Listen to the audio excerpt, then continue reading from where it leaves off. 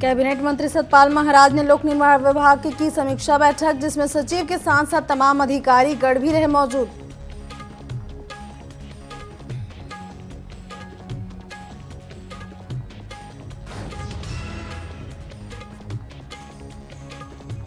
उत्तराखंड में भाजपा के स्टार प्रचारकों की लिस्ट हुई जारी। उपचुनाव हेतु प्रचारकों की लिस्ट हुई जारी। भारत निर्वाचन आयोग ने दी मंजूरी। प्रचारकों की लिस्ट में मुख्यमंत्री धामी का नाम भी शामिल।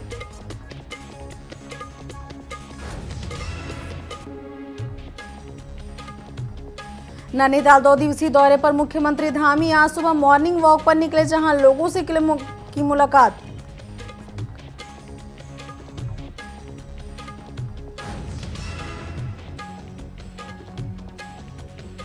पंतनगर पशु चिकित्सा विभाग में प्रशासनिक पद पर तैनात महिला अधिकारी को सम्मोहित कर लूटने का मामला आया सामने। पुलिस ने मुकदमा दर्ज कर आरोपी की तलाश में जुटी।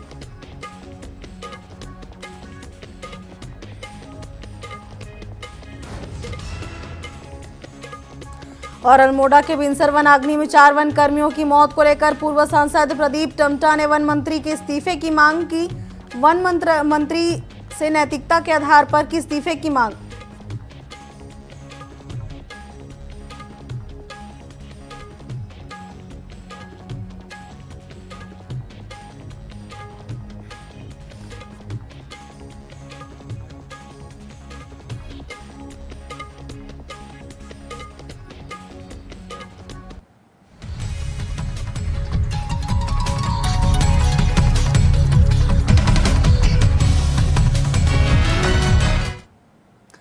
नमस्कार, न्यूज अपडेट देख रहे हैं आप और मैं हूं आपके साथ कमलेश्वरी साहू। मुख्यमंत्री पुष्कर सिंह धामी अपने 2 दिवसीय कार्यक्रम के तहत नैनीताल के भ्रमण पर हैं। यहां वे मंगलवार सुबह मॉर्निंग वॉक पर निकले, जहां उन्होंने बड़ा बाजार, पंत पार्क क्षेत्र में स्थानीय लोगों के साथ साथ नैनीताल घूमने आए पर्यटकों से भी मुलाकात कर उनका हालचाल जाना। इसी बीच मुख्यमंत्री नैनीताल स्थित डीसा खेल मैदान पहुंचे, जहां उन्होंने खिलाड़ियों के साथ लंबा समय बिताया और फुटबॉल, बास्केटबॉल खेला। इस दौरान खिलाड़ियों ने सीएम धामी से नैनीताल में रेसिंग ट्रैक, हॉकी स्टोव समेत विभिन्न सुविधा नैनीताल को दिलाने की मांग की है।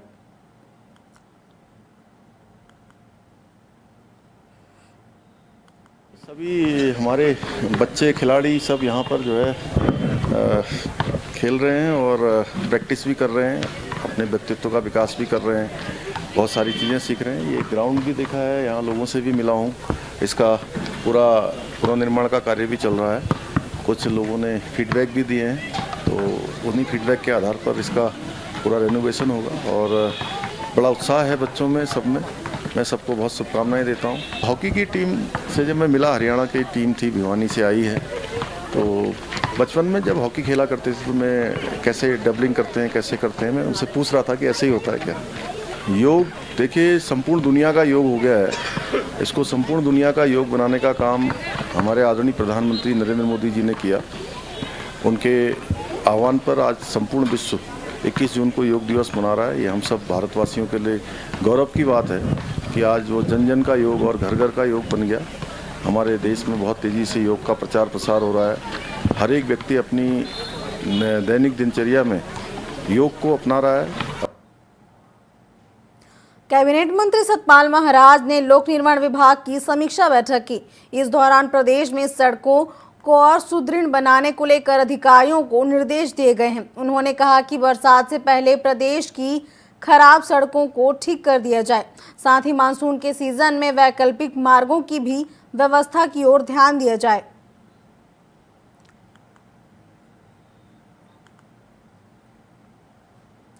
पूर्व सांसद ने अल्मोड़ा के बिनसर जंगल में लगी आग में 4 वन कर्मियों की मौत के मामले में वन मंत्री से इस्तीफे की मांग की है। प्रेस कॉन्फ्रेंस को संबोधित करते हुए पूर्व सांसद ने आग बुझाने गए वन कर्मियों की मौत पर जिम्मेदारों से जवाब मांगा। उन्होंने कहा कि बिनसर जंगल की आग बुझाने गए वन कर्मियों के पास पर्याप्त उपकरण नहीं थे। वहीं घटना के कई दिन बीत जाने के बाद भी सरकार ने मृतकों के लिए नौकरी और घर वालों के लिए राहत राशि की घोषणा नहीं की है। उन्होंने नैतिकता के आधार पर वन मंत्री से इस्तीफे की मांग की। वहीं इस्तीफा नहीं देने पर उन्होंने सीएम पुष्कर सिंह धामी से वन मंत्री को बर्खास्त करने की मांग करेंगे। क्या फायर वाइजर को ट्रेनिंग की कोई आपके वहाँ नीति है? क्या वो फायर से लड़ने वाले लोगों को उपकरण है? क्या उनको सूझ है? क्या फायर ड्रेस है? ये तमाम तरह की कोई भी नीति राज्य के शासन ने नहीं करने के कारण 4 लोग शहीद हो गए, 4 लोग एम्स में ज़िंदगी और मौत की लड़ाई जूझ रहे हैं। ईश्वर से मेरी है कि वो सुरक्षित रहें, और अभी तक सरकार के द्वारा इन 4 लोगों को जिनकी शहादत हुई उनके परिवारों के लिए कोई नीति का निर्णय नहीं है। परिवार को एक नौकरी सुनिश्चित होनी चाहिए जिन्होंने अपना। घायलों को अभी तक किसी भी तरह की अनुराशि की सहायता की घोषणा नहीं की है। लोकसभा के बाद अब राजनीतिक दल विधानसभा उपचुनाव की तैयारियों में जुट गई है। पार्टियों में लगातार बैठकों का दौर शुरू हो गया है। वहीं उत्तराखंड कांग्रेस प्रदेश अध्यक्ष करण माहरा ने प्रदेश मुख्यालय में पार्टी के नेताओं के साथ बैठक की। इस दौरान उपचुनाव में किए जाने वाले कार्यों की रणनीति बनाई गई है। वहीं उन्होंने कहा कि किस नेता को कहां प्रचार के लिए भेजना है और कितना समय बिताना है, इन सभी मुद्दों को लेकर चर्चा की गई है।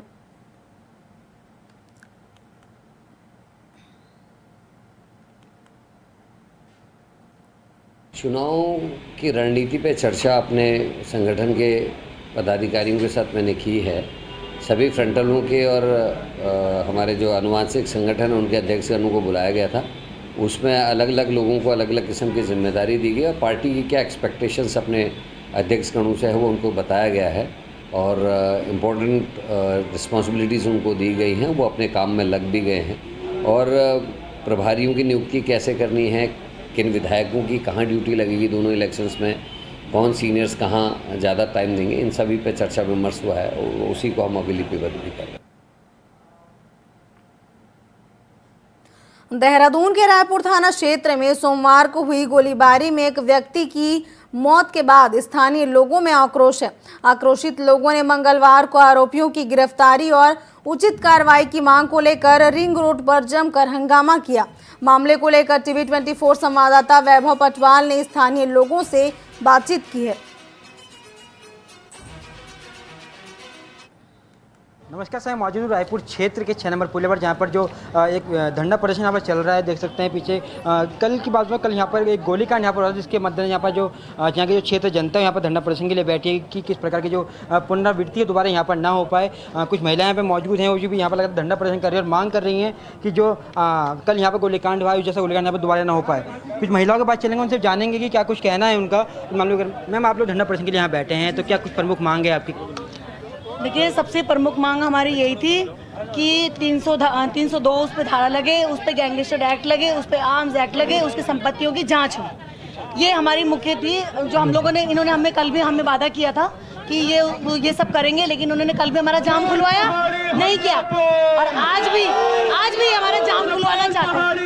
अच्छा, जिस व्यक्ति की मृत्यु है वो कौन था, कहाँ का रहने वाला, क्या कुछ बता दो उसके बारे में? जिसकी मृत्यु हुई है वो जागृति विहार का था, हमारा ही भाई था, हमारे बीच का भाई था, और सभी लोगों का यहाँ पे सब लोग उसको जानते थे, और ये उनकी बहन है, इनके चाचा का बेटा था। बताइए। अच्छा, अब क्या कुछ मांग कर रहे हैं आप सरकार से, पुलिस प्रशासन से? उस पर जल्द से जल्द उस पर एक्शन हो। उस पर जो हम लोग धाराओं की डिमांड कर रही हैं वो उस पर धाराएं लगे। जिनका जो 2 पेशेंट हमारे सुभाष छेत्री और मनोज नेगी जो इंद्रेश अस्पताल में एडमिट है, उनका मुफ्त इलाज हो। क्योंकि मुफ्त इलाज इसलिए हो कि उसकी जिम्मेदारी कौन लेगा? भाई, आपने सुरक्षा नहीं करी आम जनता की, उसकी वजह से उन पर गोली लगी है। और क्या है उनकी सुरक्षा के लिए? उनका आयुष्मान कार्ड तक वहाँ नहीं चल रहा है, परसों से उसका ऑपरेशन नहीं हुआ है, उसकी गोली अभी भी उसके पेट में फंसी हुई है। कौन लेगा उसकी जिम्मेदारी? कौन कराएगा उनका इलाज? बताइए ना। कहाँ है यहाँ के जनप्रतिनिधि, कहाँ है यहाँ का विधायक, कहाँ है यहाँ की सरकार, कहाँ है धामी? आखिर जो कहते हैं कि हम उत्तराखंडी हैं, हम उत्तराखंडियत के लिए काम करते हैं, कहाँ गए उनकी उत्तराखंडियत आज? आपने देखा किस प्रकार जो जनता है रायपुर क्षेत्र की वो मांग कर रही है कि जो इस प्रकार के जो अपराधी हैं उनके खिलाफ कड़ी कार्रवाई यहाँ पर की जाए, जो लोग घायल हैं उनका सरकार मुफ्त में इलाज कराए। बहरहाल अभी पुलिस प्रशासन पूछ रहा है यहाँ पर मौजूद है, बैरिकेडिंग लगा दी गई है, गाड़ियां पे खड़ी कर दी गई हैं जिससे कोई अनहोनी यहाँ पर ना हो। पर वहीं अगर बात करें जो जनता है, जो अपने दर्शन भारती स्वामी जी, उनका सबसे तौर पर कहना है कि उत्तराखंड को भी एक बुलडोजर बाबा की जरूरत है, जो इस प्रकार से जो सरेआम जो लोगों को गोली मारने का काम कर रहे हैं, ऐसे माफियाओं के लिए सबके घरों पर जो है वो बुलडोजर यहाँ पर चलना चाहिए। धामी जी को एक्शन लेना चाहिए और ऐसे लोगों के खिलाफ सख्त से कार्रवाई करनी चाहिए। बहरहाल के लिए इतना ही। अपने सहयोगी सौरभ राजपूत के साथ में पौड़ी के देवलगढ़ क्षेत्र में पुरातत्व विभाग को 4 प्राचीन सुरंग मिली है। ये सुरंग कत्यूर शासन के दौरान की बताई जा रही है। 75 मीटर से लेकर 150 मीटर लंबी इन सुरंगों के जीर्णोद्धार में पुरातत्व और संस्कृति विभाग जुट गया है। संस्कृति विभाग देहरादून और पुरातत्व विभाग पौड़ी की टीम ने पौराणिक सुरंगों का निरीक्षण किया।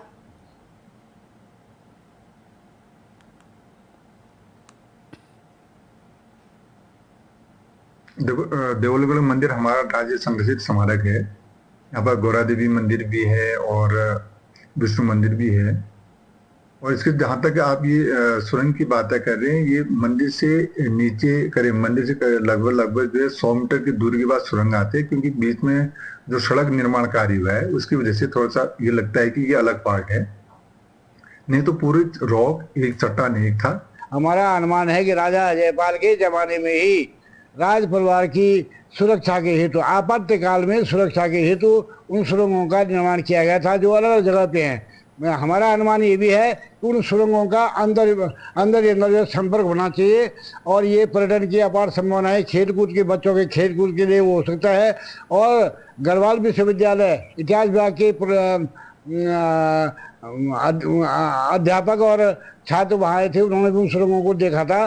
2-3 साल पहले की बातें है। तो शोधार्थियों के लिए बहुत बड़ा विषय है, उन पर शोध किए जाने की आवश्यकता है।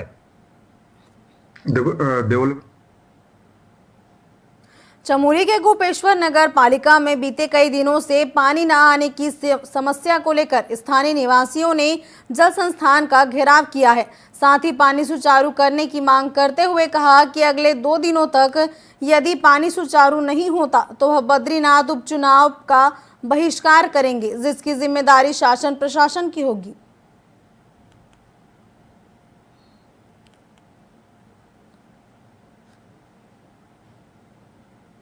पानी की समस्या को लेके आए हुए, क्योंकि एक मेन बिंदु बस हमारा पानी की समस्या है। चमोली की सारी जनता जो है हाहाकार हो रखी है पानी के बगैर, क्योंकि कुछ महिला पुरुष उसमें ऐसे हैं कि बुजुर्ग हैं जो बाहर पानी लेने जा ही नहीं सकते, तो उनके लिए पानी की व्यवस्था कौन करेंगे। वो अगल बगल पड़ोस में बच्चों को कहते हैं कि हमारा पानी भर दो, ये भी एक बड़ी समस्या है। तो यदि पानी आ जाए तो कोई समस्या नहीं है। बाकी हमारी चमोली की हमने सभी जनता ने निर्णय लिया है कि हम लोग इस बार चुनाव में यदि पानी हमको नहीं मिला, 2 दिन के अंदर हमारे अंदर यदि पानी नहीं आया तो हम चुनाव का बहिष्कार करेंगे, हम वोट ही नहीं डालेंगे।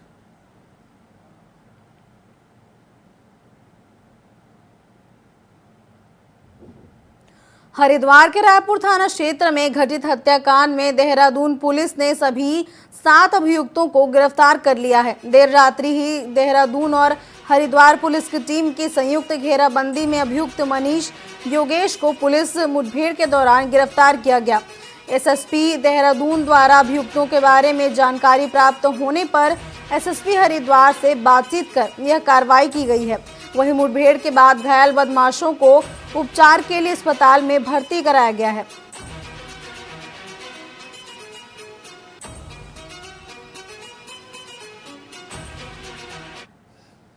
क्षेत्र देहरादून में रवि बडोला नामक एक व्यक्ति की हत्या की गई थी, जिसमें देहरादून पुलिस लगातार इनका पीछा कर रही थी। जो मुख्य अभियुक्तगण हैं इनके पीछे लगातार लगी थी। इसी बीच आज एक सूचना हरिद्वार में प्राप्त हुई थी, जिसमें जो मुख्य अभियुक्त हैं इसमें योगेश और मनीष, उनकी सूचना थी कि वो हरिद्वार की ओर आना उनका बताया गया था। और जब ये संदिग्ध मोटरसाइकिल का आना वहाँ पर ज्ञात हुआ, इनके द्वारा रोकने का प्रयास किया गया। तो इनके द्वारा जो योगेश देव सिटी है इसके पास में संतरसा क्षेत्र में, वहाँ पर इनको पुलिस के ऊपर फायर करके ये लोग वहाँ से फरार होने की कोशिश कर रहे थे। इस बीच पुलिस ने जवाबी कार्रवाई करते हुए 2 अभियुक्त हैं, इनके पैरों में गोली लगी है, इनको तत्काल हॉस्पिटल लाया गया है। दोनों ही अभियुक्त अभी खतरे से बाहर हैं और इनका अभी ऑपरेशन किया जा रहा है, इलाज चल रहा है। हरिद्वार से लौट रहे कांवड़ियों के दल और पुलिस कर्मियों के बीच टकराव हो गया। कांवड़ियों ने मौके पर जमकर हंगामा किया। देर रात सीनियर अधिकारियों के पहुंचने के पर मामला शांत हुआ। दरअसल मामला सोमवार देर रात का है, जब यूपी के गाजियाबाद और बागपत जिले से आए कांवड़िए गंगा जल लेकर वापस लौट रहे थे। जैसे ही कांवड़िया कनखल स्थित जानवी डेल होटल के पास पहुंचे तो वहां पुलिस कर्मियों ने उनसे वाहन हटाने के लिए कहा। इस दौरान पुलिस और कांवड़ियों के बीच किसी बात को लेकर कहासुनी हो गई। देखते ही देखते हंगामा शुरू हो गया। इसके बाद कांवड़ियों ने पुलिस के खिलाफ नारेबाजी शुरू कर दी और धरने पर बैठ गए। कन्फ्यूजन की स्थिति वहाँ पे आ गई थी और फिर कांवड़ियों से रात में ही मैं जाके वार्ता किया और हमारी टीम भी वहाँ पे मौजूद थी। उनके जो गुरुजी थे वो भी आ गए थे और उन्होंने तो बहुत ही सौहार्दपूर्ण माहौल में वार्ता हुई। फिर उन्होंने अपनी कांवड़ उठाई और चले गए। जो थोड़ा बहुत कन्फ्यूजन था वो भी दूर हो गया। गाड़ी सकरे जगह पे लगा दिए थे जिससे जाम की स्थिति हो गई थी, तो उसमें थोड़ी बहुत कन्फ्यूजन की स्थिति पैदा हो गई थी और गुरुजी और कांवड़ियों से जब वार्ता हुई तो वो स्थिति क्लियर हुई और फिर वो अपने गंतव्य के लिए रवाना हो गए। कन्फ्यूजन की स्थिति वहाँ पे जनपद पौड़ी व आसपास के इलाकों में वनाग्नि की घटनाएं रुकने का नाम नहीं ले रही हैं। जहां बीते दिनों मंडल मुख्यालय पौड़ी से सेठ गांव के जंगल लगातार जलते हुए दिखाई पड़ रहे थे, तो वहीं आज सुबह ब्लॉक कार्यालय पौड़ी के जंगलों में भी एकाएक आग लग गई और यह आग धीरे धीरे पूरे जंगल को स्वाह करने को लेकर आतुर दिखा। जंगलों में लगी आग से आरटीओ ऑफिस व ब्लॉक कार्यालय पौड़ी से सटे जंगल धीरे धीरे जलते गए, जिसके बाद स्थानीय लोगों ने इसकी सूचना दमकल विभाग को दी। मौके पर पहुंचे दमकल कर्मियों ने कड़ी मशक्कत के बाद आग पर काबू पाया।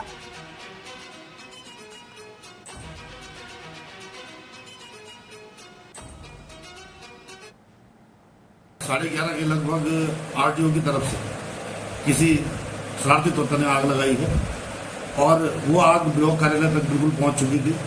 और धन्यवाद देते हैं फायर कर्मियों का, जो बेचारे इस भीषण गर्मी में और इस धुएं में भी उस आग को बुझाने के लिए आए हैं और अब आग बुझ चुकी है और सब कुछ उनके कंट्रोल में है। 11:30 के लगभग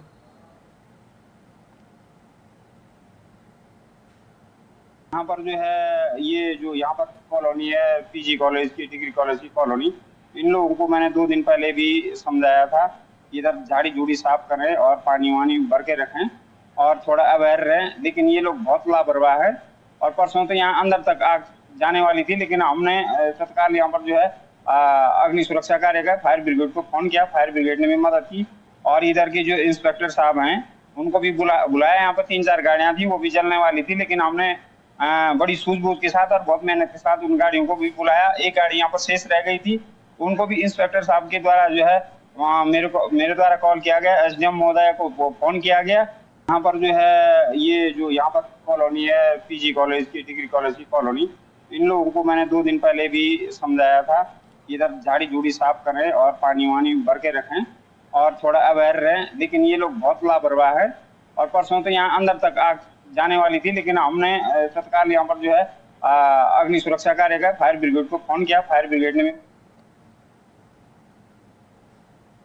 वैसे तो साल में 24 एकादशी होते हैं और एक निर्जला एकादशी 24 के बराबर मान्य है। ऐसे में किसी ने कल तो किसी ने आज से दान पुण्य और स्नान किया और मीठा शरबत भी शहर के कई जगहों में बांटे गए। आपको बता दें कि आचार्य महामंडलेश्वर स्वामी सोमेश्वराचंद्र महाराज जी ने बताया कि निर्जला एकादशी का व्रत ज्येष्ठ माह के शुक्ल पक्ष की एकादशी तिथि को किया जाता है। हिंदू धर्म में एकादशी व्रत का मात्र धार्मिक महत्व नहीं, बल्कि ये व्रत मानसिक और शारीरिक स्वास्थ्य के नजरिए से भी बहुत महत्वपूर्ण है। इस दिन विधि विधान से जल कलश का दान करने वालों को पूरे साल की एकादशियों का फल मिलता है।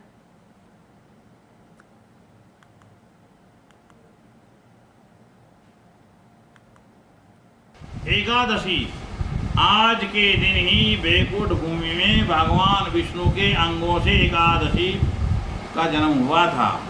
भगवान विष्णु ने देखा ये देवी कौन है, जब दुर्गम राक्षस ने भगवान विष्णु को साधना रत से उनकी साधना भंग करने के लिए उनके ऊपर जो है हिमालय के पत्थर से प्रहार किया, तो उनकी रक्षा के लिए उन्हीं के अंगों से प्रकट हुई एकादशी माँ एकाक्षी।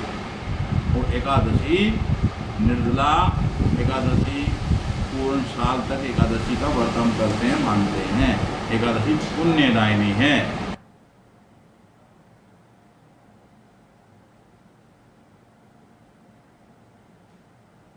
हरिद्वार में आयोजित राष्ट्रीय भारतीय किसान यूनियन के चिंतन शिविर का समापन मंगलवार को हो गया है। ऐसे में भारतीय किसान संगठन के राष्ट्रीय प्रवक्ता राकेश टिकैत ने अपने संगठन को मजबूत करने की बात कही, क्योंकि भारतीय किसान संगठन के अलावा अन्य कई संगठनों ने भी अलग अलग चिंतन शिविर लगाए। 3 दिन तक चलने वाले इस चिंतन शिविर में किसानों से सुझाव मांगे गए। वहीं चिंतन शिविर में सुझाव आने के बाद 100 दिन का एक रोड मैप तैयार किया जाएगा, जिससे किसानों से जुड़ी समस्याओं को शामिल किया जाएगा। भारतीय किसान यूनियन के राष्ट्रीय चिंतन शिविर का आज समापन हो रहा है और 3 दिन तक जो राष्ट्रीय स्तर के मुद्दे हैं और जो अलग अलग प्रदेशों की मुख्य समस्याएं किसानों की, मजदूरों की, नौजवानों की है, उन सब मुद्दों पे मंथन भी हुआ, चिंतन भी हुआ। संगठन की मजबूती के लिए कई सारी रणनीतियों का यहाँ से ऐलान भी हुआ है। हरियाणा की अगर हम बात करें तो आज के दिन हमारे यहाँ जो कपास की फसल है वो पूरी तरह से बर्बाद होगी। इसके साथ में जो बीमा क्लेम है 2023 का फसल बर्बादी का, वो आज तक नहीं मिला है। भारतीय किसान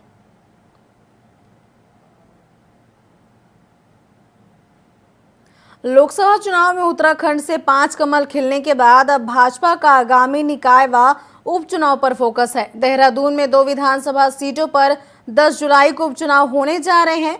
बीजेपी और कांग्रेस दोनों ही पार्टियां चुनाव की तैयारियों में जुटी हुई है। दोनों सीटों पर होने जा रहे उपचुनाव को लेकर जिस तरह की तैयारियां चल रही हैं, उसमें बीजेपी ज्यादा उत्साहित नजर आ रही है, क्योंकि बीजेपी लोकसभा चुनाव में जीत की हैट्रिक लगा चुकी है। ऐसे में बीजेपी प्रदेश मीडिया प्रभारी जीत का दावा कर रहे हैं। उनका कहना है कि दोनों सीट अलग अलग पार्टियों के पास थी। मंगलौर सीट बीएसपी के पास, जबकि बद्रीनाथ सीट कांग्रेस के पास थी। अब राज्य में बीजेपी विधायकों की संख्या 47 से बढ़कर 49 हो जाएगी। बहरहाल जिस तरह से बीजेपी जीत का दावा कर रही है, उसे देखते हुए अगर दोनों सीटें जीत जाती है तो यह एक बार फिर उपलब्धि मानी जाएगी।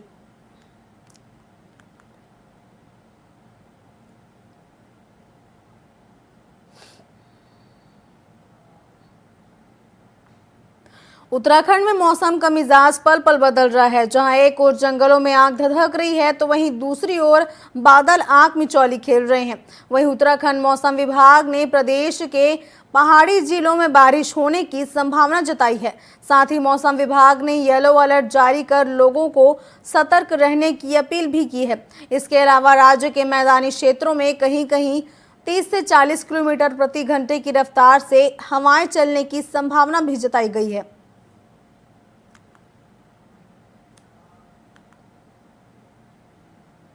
न्यूज अपडेट में फिलहाल बस इतना ही। आप बने रहिए टीवी 24 के साथ। नमस्कार।